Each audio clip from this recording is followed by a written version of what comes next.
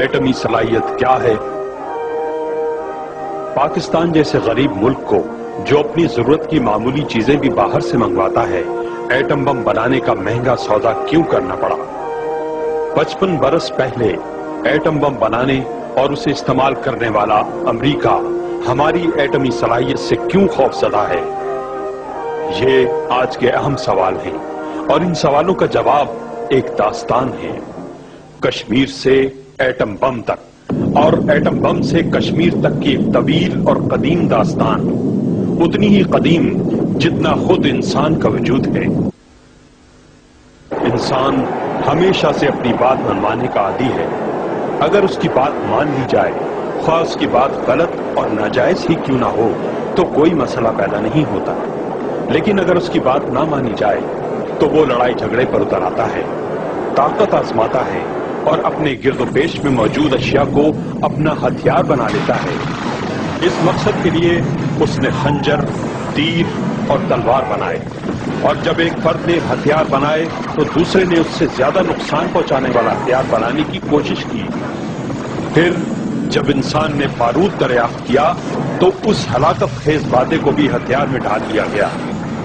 غلیل کے ذریعے سے دشمن پر کنکریاں پھینکنے والا انسان اب لوہے اور بارود کی گولیاں بنا کر اپنے مقابل پر ہیبت بٹھانے اور اسے مغلوب کرنے کا حیرت انگیز مظاہرہ کر رہا تھا۔ پستول، بندوقیں اور پھر اس کی بڑی اور ہیبت ناک شکلیں،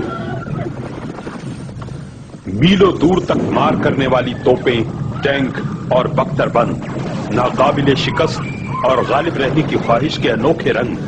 پھر انسان نے مزید ترقی کی، پرندوں کی طرح اڑنے کا خواب دیکھنے والے انسان نے ہوائی جہاز بنایا تو اسے بھی فوراً ہی ایک جنگی مشین میں بدل دیا، بم برسانے والی مشین۔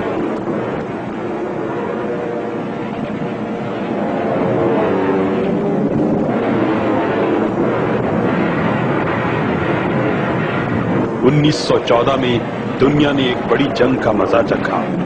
1919 تک جاری رہنے والی اس 5 سالہ طویل جنگ نے بے شمار ملکوں کو اپنی لپیٹ میں لے لیا۔ ابھی اس جنگ کو ختم ہوئے 20 برس گزرے تھے کہ 1939 میں پھر ایک بار جنگ کا آتش فشاں پھٹ پڑا۔ جاپان، اٹلی اور جرمنی ایک طرف تھے تو برطانیہ، روس، فرانس اور امریکہ دوسری طرف۔ یہ جنگ انسانوں کو نگلتی رہی، بستیاں تاراج ہوتی رہی، قبرستان مردوں سے، اسپتال زخمیوں سے اور کیمپ جنگی قیدیوں سے بھر گئے۔ ہر روایتی ہتھیار کی ہلاکت بڑھائی گئی اور پھر آزمائی گئی۔ جرمنی، جاپان اور اٹلی کی فوجیں دشمنوں کو رونتی ہوئی بڑھتی چلی گئیں۔ 6 برس تک یہ جہنم دہکتا رہا۔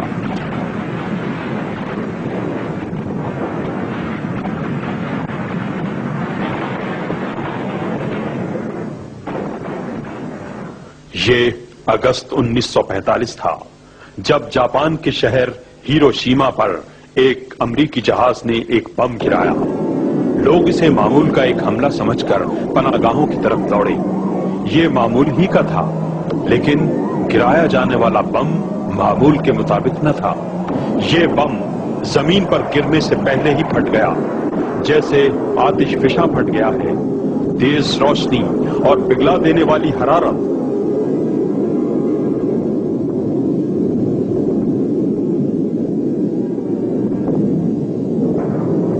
اس سے پہلے کہ لوگ سمجھتے وہ موت کا شکار ہو چکے تھے۔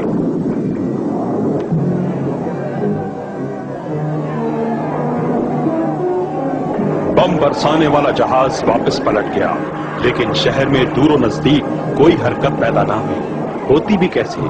پورا شہر آنن فانن ملبے میں تبدیل ہو گیا تھا۔ امدادی کاموں کے لیے دور دراز کے علاقوں سے ٹیمیں یہاں پہنچی تو انہیں ایک ہولناک عذاب کا سامنا کرنا پڑا۔ فضا میں نامعلوم کیمیائی رد عمل موجود تھا، جس نے امدادی ٹیموں پر حملہ کیا تو ان کے چہرے مسخ ہو گئے۔